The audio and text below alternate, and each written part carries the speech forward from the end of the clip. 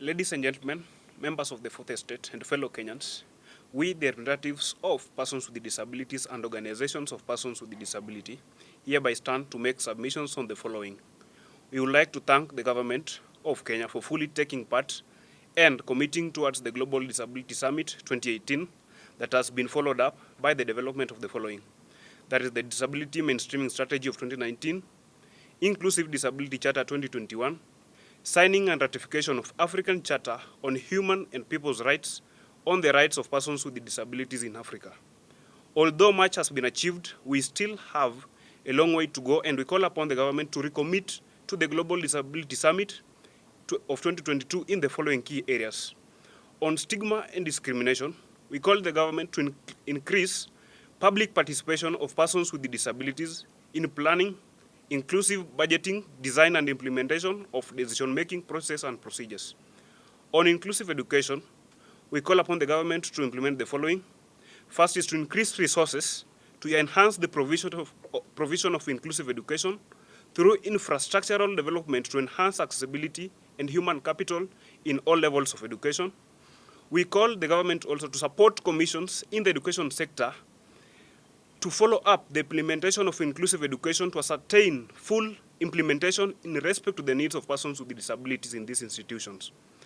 We call the government to enhance the direct representation of persons with disabilities in educational sectors. We call upon the government to recommit itself to achieve the 5% job reservation for both appointive and elective positions.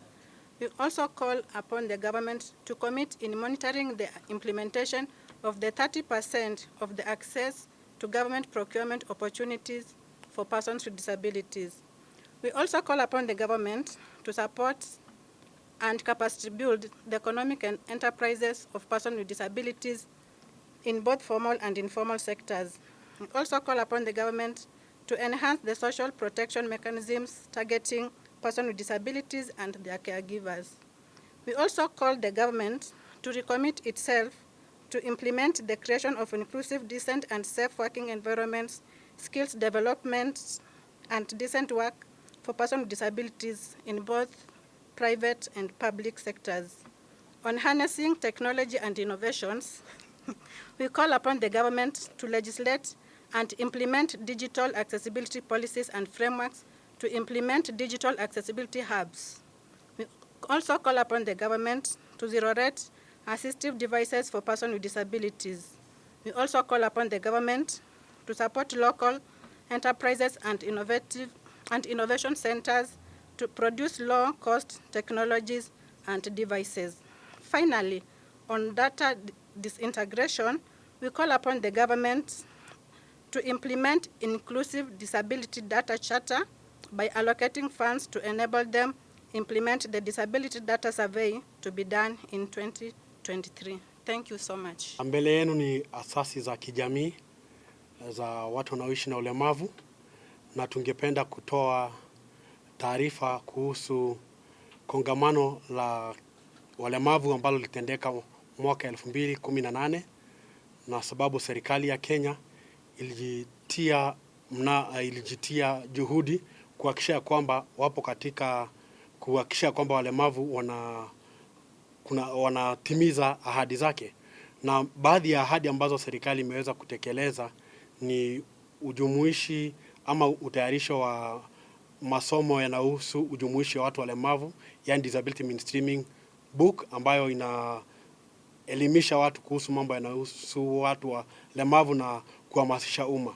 Pili, waliweza kuhakikisha kwamba ule mkataba wa kimataifa wa Afrika umeweza kutiwa sahihi na kuhakikisha serikali imeleta sauti za walemavu kwa pamoja.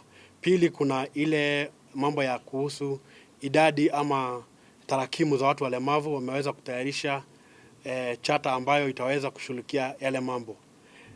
Japo kuna mambo mengi serikali imetekeleza, kuna baadhi ya mambo ambayo bado hayajatimika kikamilifu, na tungependa kutoa wito kwa serikali na pia asasi zingine za kijamii ziweze kusaidia serikali ili waweze kutekeleza. Jambo la kwanza ni ile ushirikishwaji wa watu walemavu katika mambo yanayohusu utengenezaji wa sera tunaomba serikali ipate kujumuisha walemavu vilivyo, ndiposa walemavu wapate kuwa washirika dau katika haya mambo yanayohusu utengenezaji wa sera. Jambo la pili ni kuhusu elimu jumuishi.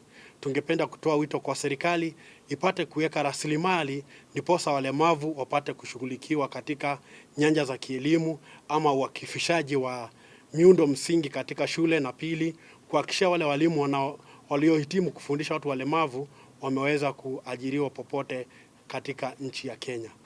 Jambo la tatu ni kuhusu mambo yanayohusu kiuchumi. Jambo la kwanza ni kuhakikisha kwamba serikali imetia mkazo ile azimio la kusema ya kwamba 5% ya watu wanaoajiriwa katika serikali na asasi za kijamii ama ukipenda private sector ziweze kutengwa kwa watu wanaoishi na ulemavu, kwa sababu hili jambo bado halijatimika. Na unapotazama kwa sasa serikali kuna wale ambao wamejiuzulu. Kwa hivyo tungetoa wito kwa serikali kwa sasa ijaribu kutimiza angalau walemavu wapate kusikika ama kuhusishwa hata wakati wa sehemu tuseme siasa, kiuchumi na kijamii. Jambo lingine ni katika ile mambo ya ACPO.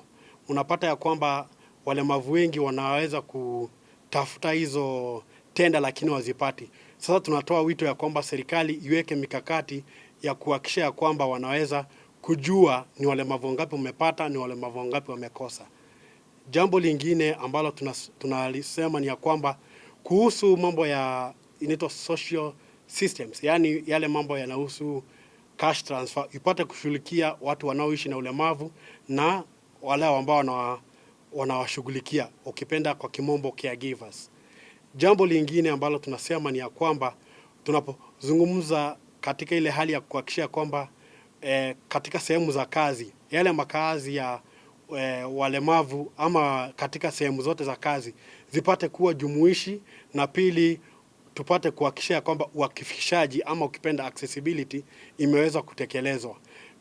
Jambo lingine ni kuhusu jambo la kuhakikisha kwamba serikali itie rasilimali katika zile mambo ambayo biashara za watu wanaoishi na ulemavu, kama wale ambao hawajaajiriwa kiofisi, pili wapate kushughulikiwa, sababu wanahitaji kufundishwa, wanahitaji kuongezewa tajiriba ndiposa waweze kutekeleza zile biashara zao kwa umakinifu zaidi.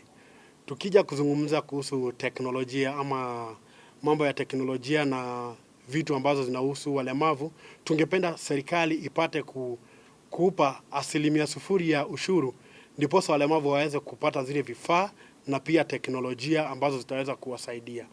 Pili, tunapozungumza hili mambo la teknolojia, tunapata kujua kwamba walemavu wengi hawajaweza kufikiwa na teknolojia ama vifaa ambazo zinawezesha kushiriki katika kijamii, kisiasa ama kiuchumi. Tungependa serikali ipate kutenge hela za kuhakikisha kwamba wanaweza kuzipata hivi vifaa kwa njia ya urahisi.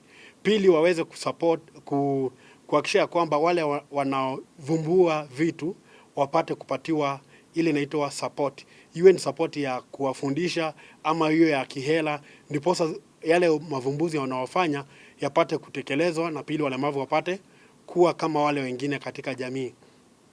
Tunapozungumzia hili swala la hesabu ama takrimu ya watu wanaoishi na ulemavu, tunapata kujua kwamba serikali imetayarisha ile inaitwa chata. Kwa hivyo kuhakikisha kwamba imepata kutekelezwa, tunahitaji serikali itenge pesa rasmi ndiposa tuweze kuwa na angalau takrimu rasmi ya kuweza kujua walemavu ni wangapi nchini, ambayo serikali iliahidi itafanya mwaka 2022.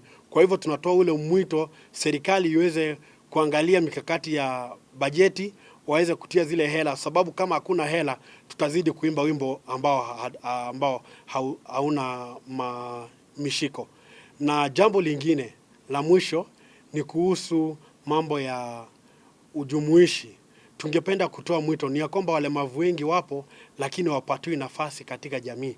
Kwa hivyo ni ile hali tunatoa wito kwa serikali na pia asasi za kijamii na mashirika tofauti tofauti yaweze kutilia hili swala kwa mkazo, sababu walemavu wapo, wamesoma, na pili wangependa kushirikishwa kama wale watu wengine, na hii itakuwa ni mojawapo ya kupunguza ile ubaguzi na unyanyapaji ambao uko katika jamii yetu ya Kenya, na itaweza kuhakikisha kwamba walemavu wameweza kuwa wamoja katika jamii.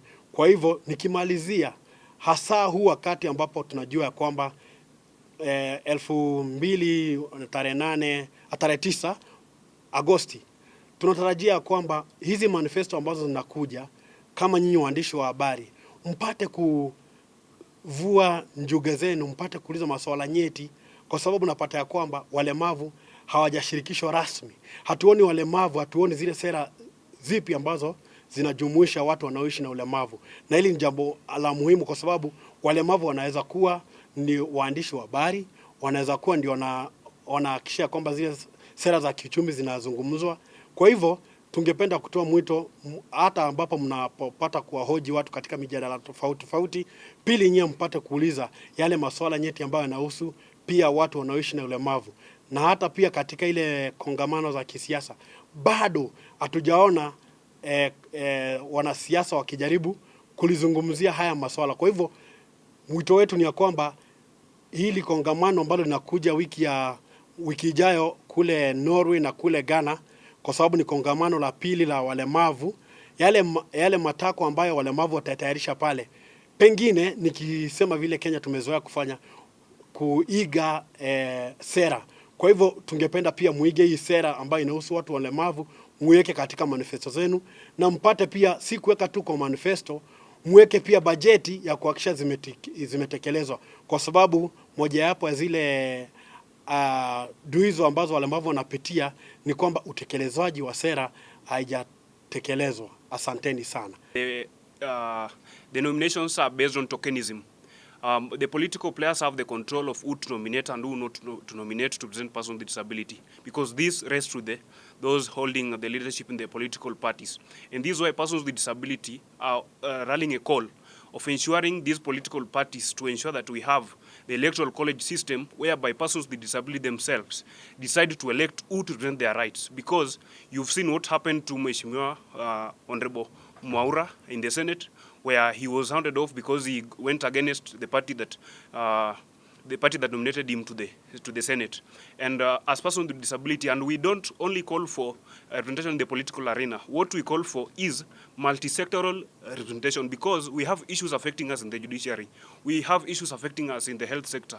We have issues affecting us in the education sector, and even other sectors, including transport and infrastructure. And these can't only be sorted through representation in the political arena.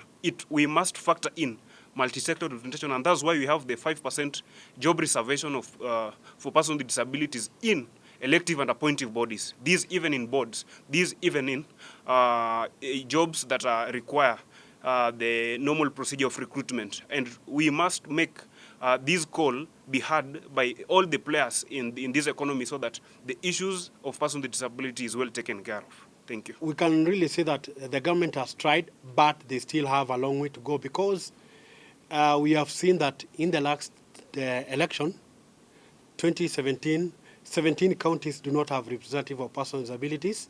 Secondly, in the independent commissions also, they don't, like the IBC, the Kenya National Human Rights Commission, they don't have representation of persons with disabilities.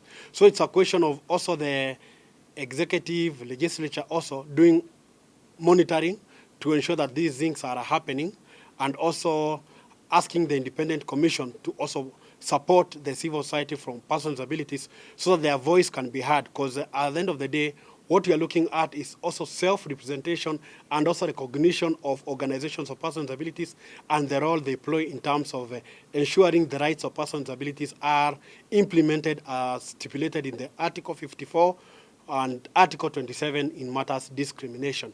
Because we can really say that the county government, the 17 counties, really discriminated persons with disabilities within those counties by not having representation of persons with disabilities, and also other government bodies who do not have representation of persons with disabilities. These are running calls, so that in this year, 2022, we are hoping and trusting that IBC will be strict enough to ensure that all counties respect the provision of the Constitution in matters of the appointive and elective positions. They have really to ensure that the nomination ensure that the representation of man and a woman with a disability in all counties and also the Parliament and the Senate. To add on that, issues of representation of persons with disabilities.